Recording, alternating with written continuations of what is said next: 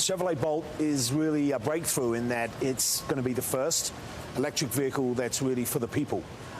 We made a commitment when we showed it as concept a year ago that we felt we could bring this to market for around $30,000 and with a range of more than 200 miles.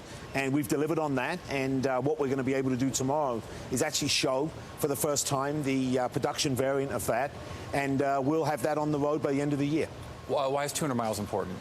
You know, there's been some concern around range anxiety, and you know, the first generation of EVs had a range sometimes not even as far as 100, and for a lot of people that was something that concerned them a lot. So really believe from the research we've done that we've got this at 200 miles at the right range. We've also got the Volt, which is an extended range vehicle, which basically gives you even further distance with a backup generator on board. But at this price point, this is a big deal. Do you imagine a certain kind of usage for this?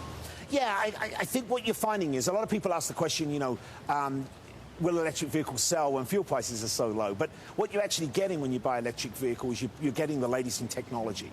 And so it's much more than just the battery pack that you're getting inside the vehicle. So if you look at this vehicle, we packed it with the latest technology. And so for us, we believe that the 200-mile range is really the sweet spot. If you look at the way people travel, most people travel less than 40 miles a day.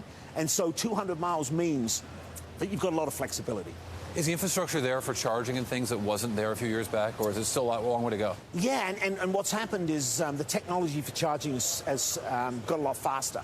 And so you can charge at home, and of course with a 200-mile range, you're not having to charge every time you go out. What do you imagine is the demographic appeal of a car like this? This vehicle's been designed for what we call urban active people. So these are young people in many cases. They have a very active lifestyle. You know, they may like to go out into the country. They like to do climbing. They like to do cycling. They have an active lifestyle, and we believe that this is the type of vehicle that will appeal to them. Also interesting, this is the same group that is getting driver's license at much smaller rates than we've seen historically, really in ever.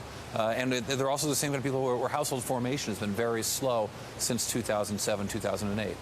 Yeah, I think that what many people have missed is the fact that what we're really seeing is the underlying market for automobiles. I mean, we came off in 2015, was the biggest market we've ever seen in the US. What we're also seeing, though, is a lot of people that live in cities are saying, I really don't need to own a vehicle, so I'd like to maybe get into a mobility program that means that I can use a vehicle when I want one, but I don't need to own that. And so what we're seeing is this sort of new emerging market that's taking place. I mean, you've seen companies like Uber. We made an investment yesterday in a company called Lyft, and you've seen many companies now that are providing this alternative transportation. So do you see this car as the kind of car that could support a fleet within Lyft, or do you see this as the kind of car that will be shared, a la Zipcar? Or thirdly, do you see it as being cheap enough that someone who might not be inclined to own a $50,000 or $70,000 car might want to own this? Yeah, I mean, we didn't wake up yesterday to the fact just because we did the Lyft deal that, hey, we're going to get into that space. If you look at this vehicle, it's very, very unique. It's actually got an interior of a D-sized car, but it's got an exterior of a B-sized car. So what you've got in this car is a lot of interior room.